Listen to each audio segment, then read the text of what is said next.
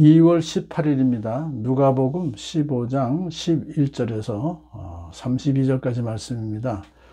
하나님은 죄인 한 사람이 회개하고 돌아오는 것을 아주 기뻐하시죠. 어제 본문에서 한 마리 잃어버린 양을 찾았을 때 너무 기뻐했고, 잃어버린 한 드라크마를 찾았을 때 너무 기뻐했던 그 모습을 오늘 또 우리가 마주하게 됩니다. 둘째 아들이 아버지에게 제가 앞으로 받을 상속을 미리 해 주십시오. 그래서 아버지가 말단하시고 두 아들에게 살림을 나누어 줍니다. 그래가지고 이제 그것을 받은 그 둘째 아들이 며칠 후에 다 챙겨서 먼 지방으로 가지고 가요. 강탈하게 살면서 돈을 다 탕진해 버렸습니다. 설상가상으로 그 지방에 크게 흉년이 들었어요. 그래서 먹을 것이 없으니까 그 동네 그 돼지 치는 사람 집에 가서 돼지를 쳐요. 그런데 쥐염 열매도 못 먹어요, 자기는. 그러니까 거의 굶어 죽게 생겼어요. 아주 비참한 상태가 되었습니다. 그러자 제정신이 들었습니다. 그래서 아버지 집에 생각하니까 거기는 하인들도 먹을 것이 남아도는데 내가 여기서 굶어 죽을 수가 없지 하면서 이제 아버지께 돌아가서 이렇게 말해야 되겠다 하고 생각을 해요. 아버지, 제가 하늘과 아버지 앞에 죄를 지었습니다. 그러니까 자기가 뭘 잘못했는지를 이제 안 거예요. 그래서 죄인인 것을 고백하고 나는 더 이상 아버지 아들이라고 부를 자격이 없습니다. 아주 자기는 이제는 아들의 자격이 없습니다 하고 아주 굉장히 참 겸손하게 말하죠. 저를 품꾼의 하나로 삼아 주십시오. 이렇게 말씀드리자고 결심을 해요. 자, 참 이게 죽지도 않은 아버지에게 상속분을 미리 달라고 한 거, 그것도 큰 잘못이고요. 또 그 소중한 돈을 다 주색 잡기에 허비해버린 것도 얼마나 잘못한 것입니까? 그거를 이제 아버지한테 진심으로 회개하고 용서를 받고 싶었던 것이죠. 자, 그 당시 유대 사회에서는 가부장적인 사회였기 때문에 아버지가 아들에게 먼저 안부를 묻는 적이 없어요. 아들이 먼저 아버지께 예를 갖추고 인사를 드려야 되는데, 둘째 아들이 이제 멀리서 자기 집으로 돌아오는 것을 아버지는 이제 보십니다. 집안에서 있다가. 그러자 예우를 갖추는 그런 것을 기다릴 것이 아니라 그냥 그를 향해서 달려 나가셨습니다. 두 팔을 벌려서 그의 목을 껴안고 입을 맞추었어요. 그 입을 맞춘다는 것은 가족으로 아주 열렬하게 따뜻하게 이제 환영해 주는 것입니다. 참 남루한 옷을 입었을 것이고 다 떨어진 신발을 신었을 것이지만 상거지 모습이지만 아버지는 그런 것 아랑곳하지 아니하고 기쁨으로 그를 환영했던 것입니다. 이 모습이야말로 바로 아버지 하나님의 모습이죠. 하나님께로 돌아오는 죄인들을 두 팔 벌려 환영하시고 기뻐하시는 모습이죠. 자, 아들이 아버지한테 이렇게 말합니다. 아버지, 제가 하늘과 아버지 앞에 죄를 지었습니다. 이제부터는 저는 아버지의 아들이라 불릴 자격이 없습니다. 자기가 준비했던 말 중에서 이제 품꾼으로 써주십시오라는 요청도 하기 전에 아버지는 그 말을 막으시고 그를 아들로 맞아들이십니다. 모든 죄를 용서해 준 것은 물론이고요. 그래서 참 이 아버지의 모습을 보면서 아들을 찾기 위해서 잃어버린 한 마리 양을 찾기 위해서 또 멀리까지 간 사람, 또 한 두락함을 잃어버린 그 열심히 뭐 구석구석 방 전체를 다 뒤집으면서 이제 그런 찾으러 나가신 것은 아니지만 이 아버지는 돌아오는 아들을 맞이해 줄 준비가 되어 있어요.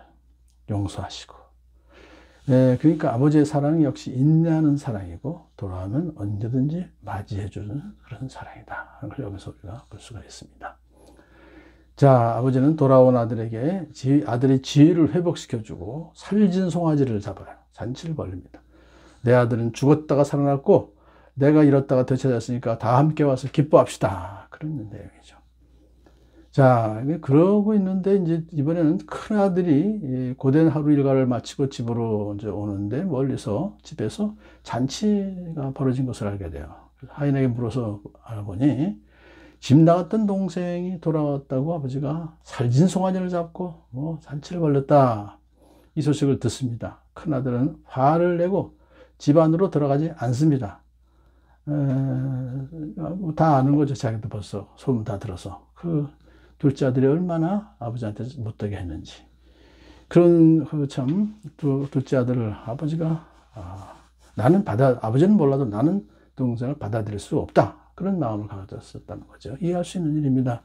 그러나 그러한 행동은 역시 즐거운 잔치에 찬물을 끼얹는 것이고 아버지의 체면을 구기는 무례한 행동인 것은 역시 이 처자들도 참 아버지를 수치스럽게 만든 죄인인 것은 또한 동일한 것입니다.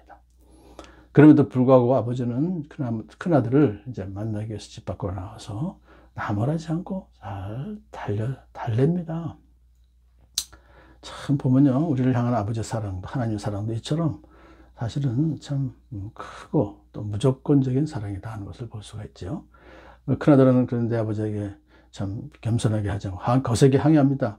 저는 열심히 아버지를 섬기고 있고 아버지의 명령이 어긴 적도 없는데도 아니 염소 새끼 한 마리도 안 주셨다가 탕자 아들이 돌아오니까요, 살진 송아지를 잡으시다니요. 이건 참 너무하십니다. 그런 뜻이죠. 큰아들은 살진 송아지가 동생보다 더 중요하게 생각된 것이고 아버지와의 관계보다 자기 의를 더 소중하게 여겼던 것을 우리가 알 수 있습니다. 자, 그럼에도 불구하고 아버지는 큰아들에게 부드럽게 말하죠. 자, 야야, 너는 늘 나와 함께 있으니 내가 가진 모든 것은 다 내 것이다. 자, 이런 말의 내용은 아버지로서 아들이 지금 모르고 있는 것이 있어요. 자기가 가진 특권이 얼마나 좋은 것인지를 모르고 있어서 그것을 가르쳐 줍니다. 여기서 큰아들은 이스라엘 백성들을 상징한다고 볼 수 있어요. 그 이스라엘 백성들은 하나님의 백성이고요. 또 구원에 있어서도 우선권이 있었고 하나님의 제사장인데 오히려 그들은 이방인들을 구원할 책임이 있는 아주 참 귀한 분들인데 그것을 지금 큰아들이 망각하고 있었던 것을 가르쳐 주시는 거죠. 자, 그러면서 이제 아버지는 너희 동생은 죽었다가 다시 살아났고 내가 잃었다가 되찾았으니 즐기며 기뻐하는 것이 마땅하다. 이러면서 큰아들을 이제 설득하죠. 오늘 이것을 보면서 결국은 큰아들이나 둘째 아들이나 아버지는 다 사랑하시고 똑같이. 그래서 참 무엇보다도 이제 회개하고 돌아오는 그런 것을 너무너무 기뻐하시는 모습을 우리가 볼 수 있습니다. 우리가 주변에 아무리 형편없이 보이는 사람이라 할지라도 죄를 회개하고 주님께로 돌아올 때 우리 반갑게 기쁘게 환영해 주는 그런 모습이 필요할 것입니다.